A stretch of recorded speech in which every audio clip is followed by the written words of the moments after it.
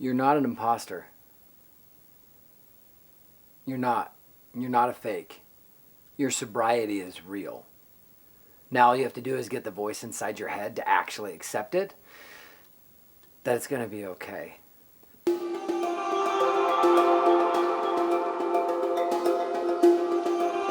How do I take my sobriety, which originally was kind of this, you feel like you've got this burden on your back and you're kind of just trudging up this hill and you're carrying your sobriety load and I'm going to get a sponsor, I'm going to work a steps, screw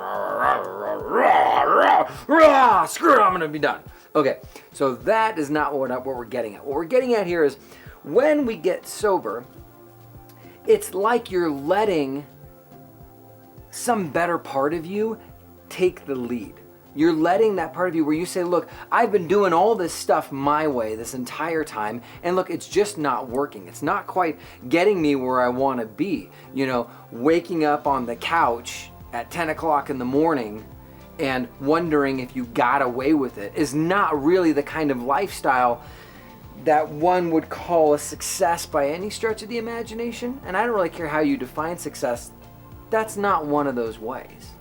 So what we have to look at is say, okay, first of all, when you decide to become sober, I'm gonna stop preaching at you. When I first got sober, I had to learn, and I mean really learn, how to be nice to myself. I think it was one of the hardest parts of getting sober was to say, yes, you've made all these mistakes in the past. I forgive you. Look at myself right in the eye and say, hey, Drew, I forgive you, man. But then something that's lingered for, I'd say, a few years now has been this feeling of like, am I an imposter? I've forgiven myself for all of my deeds or actions, but I still feel like that person when I get upset or when I get frustrated or when I get whatever, when all those feelings, I still, it's like you wonder, it's like I got rid of the drinking, but I still have to deal with the guy in the mirror, the gal in the mirror, whatever. But your sobriety, it just means that now you have no escape button. And if you have no escape button, then you have to learn how to manage all these different aspects of yourself. So we used to beat ourselves up. And then, or sometimes, I don't know about you guys, but I would pick fights with other people just so I could get angry, just so I would have an excuse to go drinking, okay?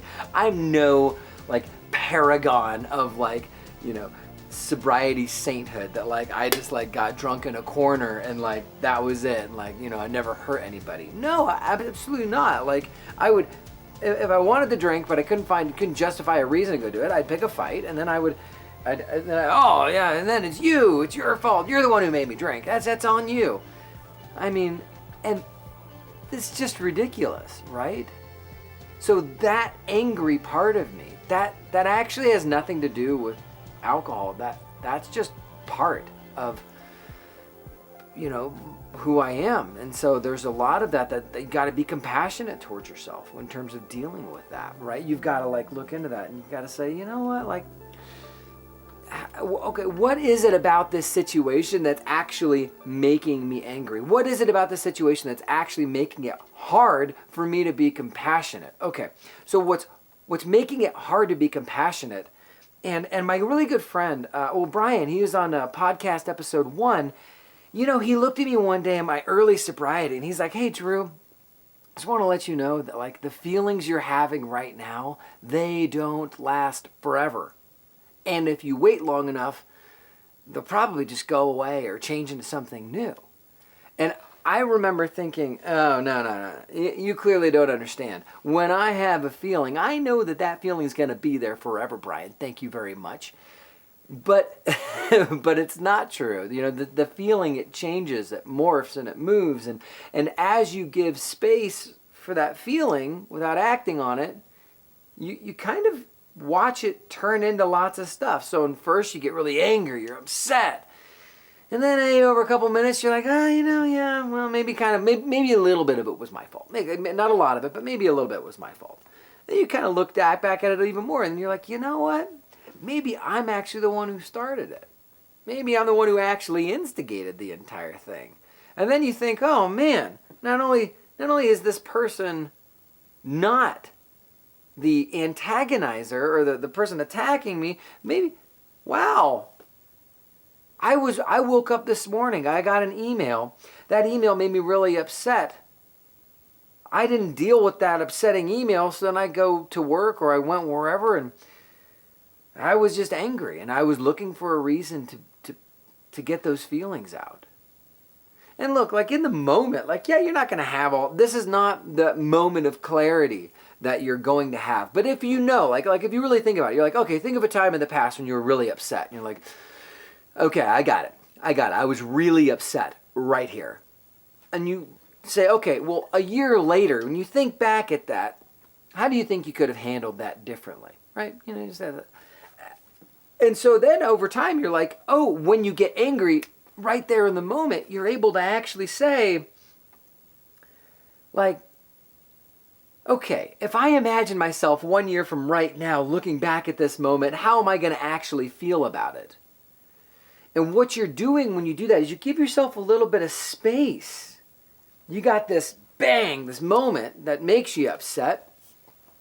And then you've got a year later that you know you're going to look back on this with some like divine clarity and you're going to say, oh, I'm so thankful that happened because it was totally God's will for my life, or whatever you're going to say. We all say different things. It was serendipity, or it was synchronicity, or it was some mystical term that we're going to look back at and say, oh, it was God moving, but really you were just really pissed off. So if you can look at this moment where you're really pissed off right now, and imagine yourself a year from now looking back at this moment and see how God might be working. Now, look, even if you only buy yourself 2 minutes. 2 minutes? Yeah. 5 minutes. Could you wait 10 minutes before flying off the handle, right? You start to create some space. And that space gives you some room to be kind to yourself, to be compassionate to yourself. It makes it so that the voices of the past where you say, oh, well, I'm going to be angry. I'm just always angry. I've always been angry, right? You can kind of get those voices to be quiet. And then there's the other voice that says, you're going to have these feelings forever. You're going to be pissed off forever. And when you create that distance looking back at it, you also push that voice out 1 year as well. So what you do here is you create space from the past and how you've always reacted, and you create space from the future. My hands aren't backwards. From the future for how you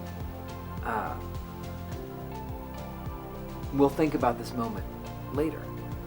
You create this space. Now in this space right here, where there's no regret of the past and there's no fear that these feelings are going to last forever, right here in this space, that spot is where I would say is where God lies, is where your higher power lies. That space that says, look, I am going to surrender to one, the forgiveness that I have. I'm going to surrender to that. Also, I'm going to surrender these immediate emotions and think about how I might feel, how I might look back at this in a year and how God might be working in this. Now, all of this happens really in a flash. You know, when you get angry or when you get upset, when you get frustrated and you say, okay, all right. All of it happens in a flash. But if you can create that space, then you don't have to behave this way because you've always behaved this way, right? You are not your past. Also, your feelings will not last forever. Push that out. Now you've got some options, right? Now you've got some options to work with. You can apologize, maybe you can do that. Maybe you can just be quiet if you have nothing nice to say, or maybe you can speak up right? Or do whatever. But at the end of the day, the ability to respond to situations in a compassionate way depends upon how much distance you can get from regretting the past and from the fear that these emotions will stick around forever. I have missed you guys. I've missed just the whole show here. So anyways, I love you guys. Let me know in the comments below. I know some of you might be nervous to comment, and if you are, that's fine. Give this video a like if you liked it. And I really hope that you have a wonderful day. Be well. We'll talk to you soon.